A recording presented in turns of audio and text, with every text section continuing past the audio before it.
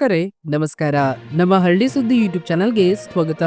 PM Kisan Samman ನಿಧಿ ಯೋಜನೆ ಬಗ್ಗೆ ಮತ್ತೊಂದು ಬಿಗ್ ಅಪ್ಡೇಟ್ ಒಂದು ಬಂದಿದೆ. ಹೌದು, ಅದರ ಬಗ್ಗೆ ಸಂಪೂರ್ಣವಾದ ಮಾಹಿತಿಯನ್ನು ಈ ವಿಡಿಯೋದಲ್ಲಿ ತಿಳಿಸ್ಕೊಡ್ತಾ ಹೋಗ್ತೀವಿ. ದಯವಿಟ್ಟು ಸ್ಕಿಪ್ ಮಾಡದೆ ನಮ್ಮ ವಿಡಿಯೋನ ಸಂಪೂರ್ಣವಾಗಿ ನೋಡಿ. ಹಾಗೆ ನೀವಿನ್ನೂ ನಮ್ಮ ಚಾನಲನ್ನು ಸಬ್ಸ್ಕ್ರೈಬ್ ಆಗಿಲ್ಲ ಅಂತಂದ್ರೆ ಈ ಕೂಡಲೇ ಸಬ್ಸ್ಕ್ರೈಬ್ ಆಗಿ, ಹಾಗೆ ಬೆಲ್ ಐಕನ್ ಕ್ಲಿಕ್ ಮಾಡಿ ಆಲ್ ಅಂತ ಸೆಲೆಕ್ಟ್ ಮಾಡಿ.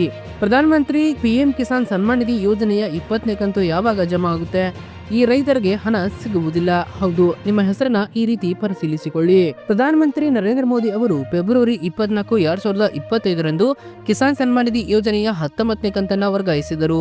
ಪಿಎಂ ಕಿಸಾನ್ ಯೋಜನೆ ಅಡಿಯಲ್ಲಿ ಜೂನ್ 2025ರ ಒಳಗೆ 20ನೇ ಕಂತು ರೈತರ ಖಾತೆಗೆ ಬರಬಹುದು. ಅಂತಿಮ ದಿನಾಂಕ ಮತ್ತು ಸ್ಥಳದ ಬಗ್ಗೆ ಇನ್ನೂ ಯಾವುದೇ ಮಾಹಿತಿ ಸಿಕ್ಕಿಲ್ಲ. ರೈತರಿಗೆ ಆರ್ಥಿಕ ನೆರವು ನೀಡಲು ಸರ್ಕಾರ ಹಲವು ಯೋಜನೆಗಳನ್ನು ಜಾರಿಗೊಳಿಸುತ್ತಿದೆ. ಇವುಗಳಲ್ಲಿ ಪ್ರಧಾನಮಂತ್ರಿ ಕಿಸಾನ್ ಸನ್ಮಾನ್ ನಿಧಿ ಯೋಜನೆ ಇದು ಒಂದು. ಹೌದು, ಈ ಯೋಜನೆಯನ್ನ ಫೆಬ್ರವರಿ 24, 2019ರಂದು ಪ್ರಾರಂಭಿಸಲಾಯಿತು. ಪಿಎಂ ಕಿಸಾನ್ ಯೋಜನೆ ಅಡಿಯಲ್ಲಿ ಅರ್ಹ ರೈತರಿಗೆ ಪ್ರತಿ 4 ತಿಂಗಳಿಗೊಮ್ಮೆ 2,000ಗಳ ಆರ್ಥಿಕ ಸಹಾಯವನ್ನ ನೀಡಲಾಗುತ್ತಿದೆ. ಈ ರೀತಿಯಾಗಿ ರೈತರಿಗೆ ವರ್ಷಕ್ಕೆ 3 ಕಂತುಗಳಲ್ಲಿ ಒಟ್ಟು 6,000ಗಳ ಸಹಾಯಧನವನ್ನು ಪಡೆಯುತ್ತಾರೆ. ಈ ಯೋಜನೆ ನಿಯಮಗಳು ಮತ್ತು ಷರತ್ತುಗಳು ಯಾವ್ಯಾವು ಎಂದು ಇಲ್ಲಿ ತಿಳಿದುಕೊಳ್ಳಿ. 20ನೇ ಕಂತು ಯಾವಾಗ ಬರುತ್ತೆ? ನಿಮ್ಮ ಹಣ ಯಾವ ಕಾರಣದಿಂದ ಸಿಲುಕಿಕೊಳ್ಳಬಹುದು ಇಲ್ಲಿ ತಿಳಿದುಕೊಳ್ಳಿ. ಈ ಯೋಜನೆ ಲಾಭ ಪಡೆಯಲು ನೀವು ಭಾರತೀಯ ಪ್ರಜೆ ಆಗಿರಬೇಕು. ಕೃಷಿ ಭೂಮಿ ಮಾಲೀಕರಾಗಿರುವುದು ಅವಶ್ಯಕ. ಗಂಡ ಹೆಂಡತಿ ಮತ್ತು ಅಪ್ರಾಪ್ತ ಮಕ್ಕಳನ್ನ ಒಳಗೊಂಡಿರುವ ಜಂಟಿ ಕುಟುಂಬವನ್ನ ಒಂದು ಘಟಕ ಎಂದು ವ್ಯಾಖ್ಯಾನಿಸಲಾಗಿದೆ. ಪ್ರಧಾನಮಂತ್ರಿ ನರೇಂದ್ರ ಮೋದಿ ಅವರು ಫೆಬ್ರವರಿ 24, 2025ರಂದು ಕಿಸಾನ್ ಸನ್ಮಾನ್ ನಿಧಿ ಯೋಜನೆಯ 19ನೇ ಕಂತನ್ನ ವರ್ಗಾಯಿಸಿದರು. ಪಿಎಂ ಕಿಸಾನ್ ಯೋಜನೆ ಅಡಿಯಲ್ಲಿ ಜೂನ್ 2025ರ ಒಳಗೆ 20ನೇ ಕಂತು ರೈತರ ಖಾತೆಗೆ ಬರಬಹುದು. ಅಂತಿಮ ದಿನಾಂಕ ಮತ್ತು ಸ್ಥಳದ ಬಗ್ಗೆ ಇನ್ನೂ ಯಾವುದೇ ಮಾಹಿತಿ ಬಂದಿಲ್ಲ. ಈ ಕೆಲಸವನ್ನ ಮಾಡದಿದ್ದರೆ ಹಣ ಸಿಕ್ಕಿ ಹಾಕಿಕೊಳ್ಳುತ್ತದೆ. ಹೌದು, ಪ್ರಧಾನಮಂತ್ರಿ ಕಿಸಾನ್ ಸನ್ಮಾನ್ ನಿಧಿ ಯೋಜನೆಯ ಕಂತನ್ನ ಪಡೆಯಲು ರೈತರು ಕೆಲವು ಕೆಲಸಗಳನ್ನ ಮಾಡುವುದು ಕಡ್ಡಾಯವಾಗಿದೆ. ಹೌದು, ಮೇಲೆ ತಿಳಿಸಲಾದ ಕೆಲಸವನ್ನ ಒಂದಾದರೂ ಬಾಕಿ ಉಳಿದಿದ್ದರೆ ನಿಮ್ಮ ಹಣ ಸಿಲುಕಿಕೊಳ್ಳಬಹುದು. ಹಾಗಾದರೆ KYC ಮಾಡಿಸುವುದು ಅವಶ್ಯಕ. ಹೌದು, ಕಿಸಾನ್ ಸನ್ಮಾನ್ ನಿಧಿ ಯೋಜನೆಯ 20ನೇ ಕಂತಿನ ಲಾಭ ಪಡೆಯಲು ರೈತರು ಈ KYC ಮಾಡಿಸಿಕೊಳ್ಳುವುದು ಸಹ ಅಗತ್ಯವಾಗಿದೆ. ನೀವು ಈ ಕೆಲಸವನ್ನ ಪೂರ್ಣಗೊಳಿಸದಿದ್ದರೆ ನಿಮ್ಮ ಕಂತು ಸಿಲುಕಿಕೊಳ್ಳಬಹುದು. ಫಲಾನುಭವಿ ರೈತರು ಮೇ 31ರ ಒಳಗೆ ಈ KYC ಮಾಡಿಸಿಕೊಳ್ಳುವುದು ಅವಶ್ಯಕವಾಗಿದೆ. ಇನ್ನು ಭೂ ಪರಿಶೀಲನೆ ಮಾಡುವುದು ಕೂಡ ಅಗತ್ಯವಾಗಿದೆ. ಹೌದು, ಪಿಎಂ ಕಿಸಾನ್ ಯೋಜನೆಯಲ್ಲಿ ಭಾಗಿಯಾಗಿರುವ ರೈತರು ಆದರೆ ಭೂ ಪರಿಶೀಲನೆ ಮಾಡದಿದ್ದರೆ ಅವರ ಕಂತಿನ ಪ್ರಯೋಜನಗಳಿಂದ ವಂಚಿತರಾಗಬಹುದು.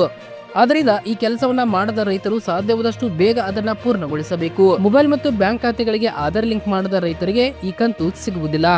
ಇಂಥ ರೈತರು ಆದಷ್ಟು ಬೇಗ ತಮ್ಮ ಬ್ಯಾಂಕಿಗೆ ಹೋಗಿ ತಮ್ಮ ಆಧಾರ್ ಕಾರ್ಡ್ ಅನ್ನ ಬ್ಯಾಂಕ್ ಖಾತೆಗೆ ಲಿಂಕ್ ಮಾಡಿಸಿಕೊಳ್ಳಬೇಕಾಗುತ್ತದೆ. ಇನ್ನು ಬ್ಯಾಂಕ್ ವಿವರಗಳು ಮತ್ತು ಆಧಾರ್ ಕಾರ್ಡ್ನ ಮಾಹಿತಿ. ಹೌದು, ಈ ಯೋಜನೆ ಅಡಿಯಲ್ಲಿ ಪಡೆಯುವ ಎಲ್ಲಾ ಹಣವು ನೇರವಾಗಿ ರೈತರ ಬ್ಯಾಂಕ್ ಖಾತೆಗಳಿಗೆ ಬರುತ್ತದೆ. ಇದಕ್ಕಾಗಿ ರೈತರು ತಮ್ಮ ಬ್ಯಾಂಕ್ ಖಾತೆ ಮತ್ತು ಆಧಾರ್ ಕಾರ್ಡ್ ವಿವರಗಳನ್ನ ಒದಗಿಸುವುದು ಅವಶ್ಯಕ.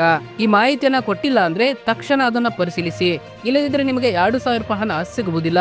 ನೀವು ಸಹ ಈ ಯೋಜನೆಗೆ ಅರ್ಹರಾಗಿದ್ದರೆ ನೀವು 20ನೇ ಕಂತಿನ ಹಣವನ್ನ ಪಡೆಯುತ್ತೀರಾ ಅಥವಾ ಇಲ್ಲವೋ ಎಂಬುದನ್ನ ಕಂಡುಹಿಡಿಯಲು ನಿಮ್ಮ ಸ್ಟೇಟಸ್ ಅನ್ನ ಪರಿಶೀಲಿಸಿಕೊಳ್ಳಿ. ಹೌದು, ಮೊದಲನೇದಾಗಿ ನೀವು ಪಿಎಂ ಕಿಸಾನ್ ಅಧಿಕೃತ ವೆಬ್ಸೈಟ್ಗೆ ಭೇಟಿ ನೀಡಬೇಕು.